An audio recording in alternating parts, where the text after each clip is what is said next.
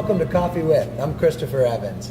And today on Coffee With, we are very pleased to welcome Ilana Diamond. Hello, Ilana. Hello, Christopher. It's nice to have you on our program. Nice to be here. Thank you for inviting me. It's our pleasure. So you're involved with a brand new group in town, an offshoot of AlphaLab, called AlphaLab Gear. Tell us all about it. Well, AlphaLab Gear is a new startup accelerator for hardware, robotics, and manufactured products companies.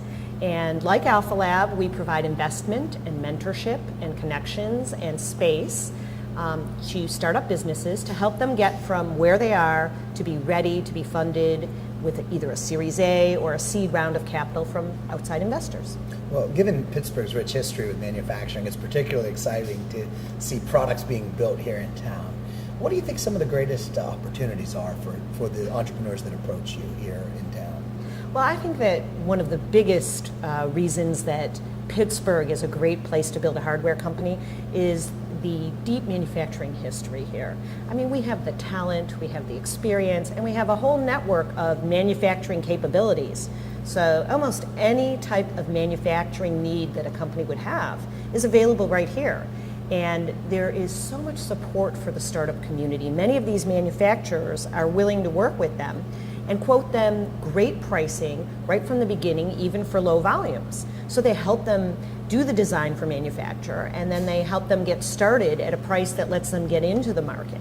Do you think it would surprise viewers from around the country to know that manufacturing is on the way back, especially in a town like Pittsburgh? I mean, oftentimes we think of offshore as the only option for building physical products. You know, I think you're right. I think for the last, I don't know, as long as I've been in the business, 20, 30 years, everything people thought first, how do we design for manufacture in Asia, low-wage countries? But now when you look at the full cost of a product, and that includes the transportation to get here, customs and duties, the amount of cost you have tied up in inventory if it takes you 30 or 45 days to get from Asia to here, the IP risk, and also the risk of when you're developing new products, every time there's a change on the production line, do they just make a decision right there without asking you, or do they call you, in which case either it's several days while you go back and forth, or you have to send an engineer over to Asia, which can take weeks and have a lot of consequences, versus somebody getting in a car and driving half an hour to take a look what's going on the line, fix it with them, and get that production rolling again. You take into account all of those costs, and many times it's cheaper to manufacture here. So prior to your time at AlphaLab Gear, you spent some time advising Fortune 500 companies, and you also started your own companies as well. What lessons did you learn with those big companies that helped you be successful in starting your own, and how do you think you're translating those now to some of the startups you're working with? Well, I think working with the Fortune 500 companies in all different industries, one of the main things I learned was the problems are really the same. The solutions might be different, but you see the same problem from industry to industry. And I know we all think, and when I was in industry, I thought the same thing before I consulted, you know, our problems are unique. But at the underlying level, many of the problems are actually the same. And working with my own startups, I think what I really learned was that you don't always have to throw money at a problem to solve it. That many times the better solution is also less expensive, but you don't find it until you're budget constrained. When you have to find a solution inexpensively, sometimes you find a solution that was better than the one that you were using at the larger companies, but you didn't think of them because you knew a solution that could be solved with money. So necessity is the mother of It really invention, is. right? It really is. And that was something that really shocked me. Yeah. What do you think are some of the biggest challenges that startups are facing right now? I think there are many of them, but certainly one is raising capital. And that's one of the things that I think we do particularly well at AlphaLab and AlphaLab Gear.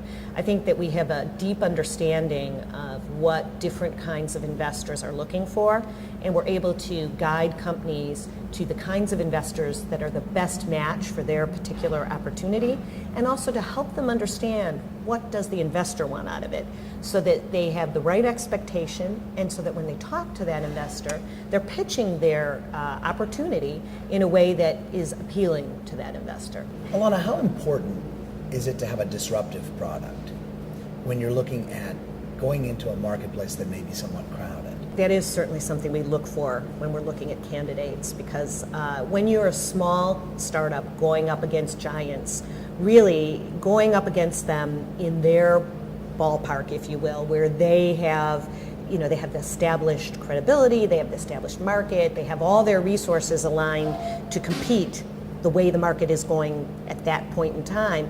Really, I think that's the only way that a startup can really compete with the big guys. There are a couple of different ways that you can enter a market. You can create a new market, but if you're entering a crowded market with established players, you really need to do something different. You can't compete with them on their own turf where they're strong. What advice do you give to a startup that may be having trouble raising that next round of financing? I guess we sit down with them and try to think about what is it that they want to do with that financing. And if they've already approached the traditional methods of financing, we try to explore other ways of getting financing. Sometimes there are strategic investors who will take a small stake. Sometimes customers will help you. And by getting additional terms from your suppliers or getting paid more quickly from your customers, you can raise a lot of extra cash and reduce the amount of financing that you need. How do you think Pittsburgh stacks up against other entrepreneurial ecosystems that you've seen around the country? I think Pittsburgh is really a unique place. There are a number of things.